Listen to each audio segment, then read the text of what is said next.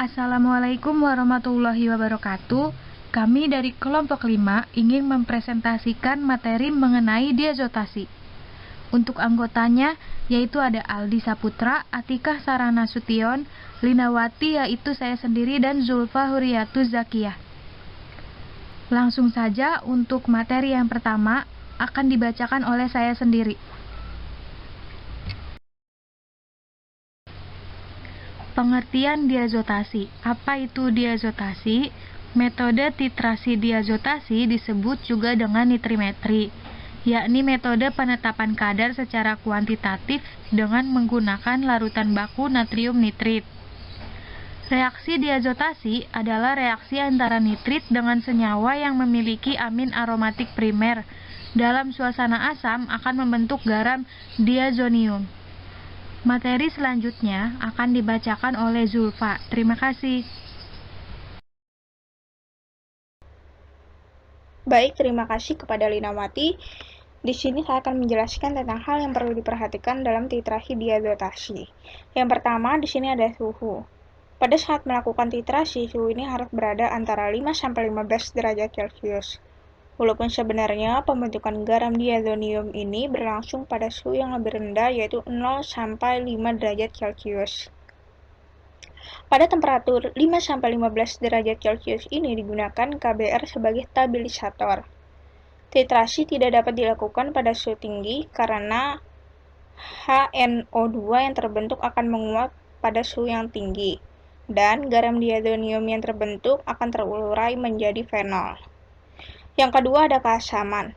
Titrasi ini berlangsung pada pH 2. Hal ini dibutuhkan untuk mengubah NaNO2 menjadi HNO2 dan pembentukan garam diazonium. Yang ketiga ada kecepatan reaksi. Reaksi diazotasi berlangsung lambat sekali, sehingga agar reaksi sempurna maka titrasi itu harus dilakukan perlahan-lahan dan dengan pengocokan yang kuat. Frekuensi tetesan pada awal titrasi kira-kira 1 mili per menit, lalu menjelang titik akhirnya menjadi 2 mili per menit. Yang keempat ada katalisator. Katalisator yaitu untuk mempercepat reaksi, karena KBR dapat mengikat NO2 membentuk nitrosobromid yang akan meniadakan reaksi tautomerasi dari bentuk keto dan langsung membentuk enol. Yang terakhir ada stabilisator. Stabilisator ini untuk mengikat NO2 agar asam nitrit tidak terurai atau menguap. Persyaratan titrasi diazotasi. Yang pertama, reaksi itu harus diproses sesuai persamaan kimiawi tertentu. Yang kedua, reaksi tersebut harus diproses sampai selesai pada titik ekuivalensi. Dan yang terakhir, reaksi ini berjalan dengan cepat sehingga titrasi dapat diselesaikan.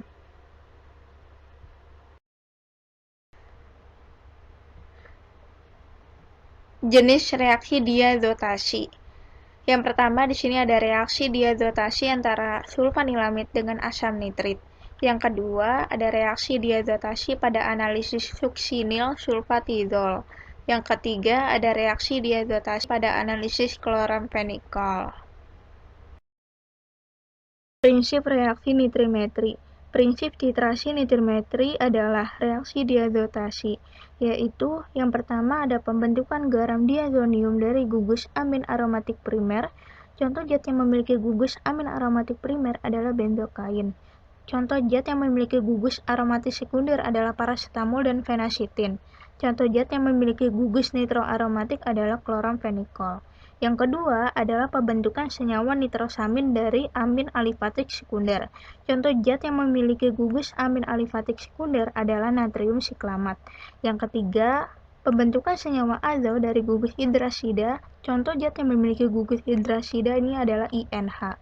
Yang terakhir adalah pemasukan gugus nitro yang jarang terjadi karena sulitnya titrasi dengan menggunakan asam nitrit dalam suasana asam.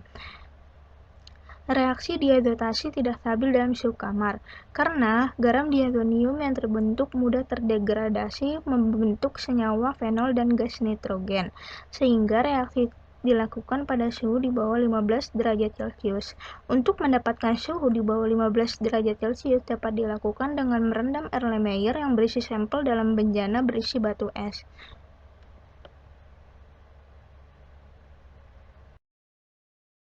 Selanjutnya di sini ada indikator titrasi diazotasi. Indikator titrasi diazotasi dibagi menjadi dua, yaitu ada indikator dalam dan juga ada indikator luar.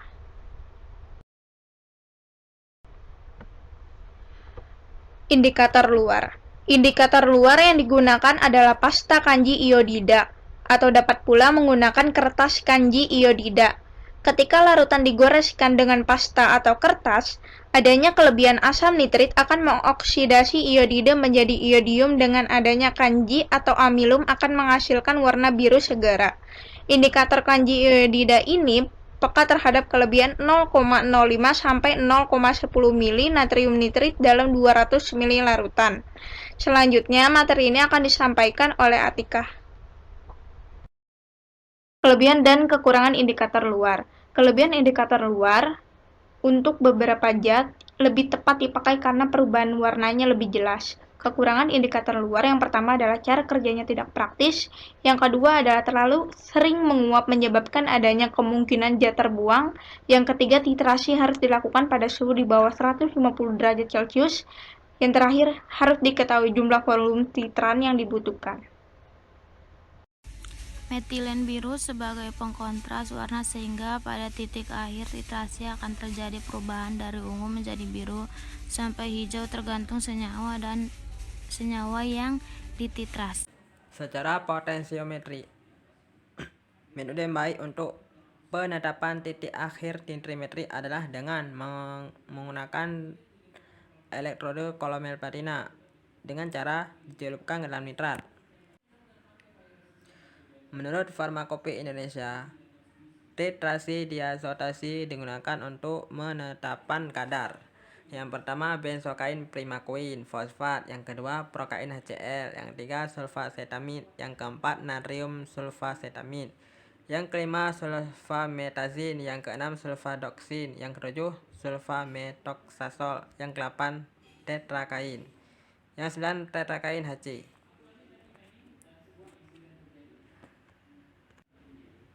Selanjutnya, aplikasi analisis nitrimetri dalam farmasi. Penetapan kadar senyawa-senyawa yang mempunyai gugus amin aromatis primer bebas seperti sulfamilamid. Penetapan kadar senyawa-senyawa yang mana gugus amin aromatik terikat dengan gugus lain seperti suksinil sulfatiazol, pradil sulfatiazol, dan paracetamol. Senyawa nitro aromatik dapat ditetapkan kadarnya secara nitrimetri setelah direduksi terlebih dahulu untuk menghasilkan senyawa amin aromatis primer. Kesimpulan yang dapat kita ambil dalam materi diazotasi ini adalah metode penetapan kadar secara kuantitatif dengan menggunakan larutan baku natrium nitrit. Prinsip titrasi nitrimetri adalah reaksi diazotasi yang meliputi pembentukan garam diazonium dari gugus amin aromatik primer, pembentukan senyawa nitrosamin dari amin alifatik sekunder, pembentukan senyawa azo dari gugus hidrasida, dan pemasukan gugus nitro yang jarang terjadi karena sulitnya nitrasi.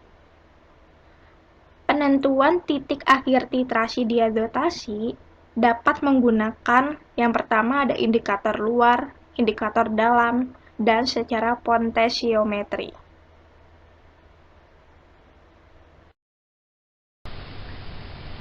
Sekian presentasi dari kelompok kami, kurang lebihnya mohon maaf. Terima kasih. Wassalamualaikum warahmatullahi wabarakatuh.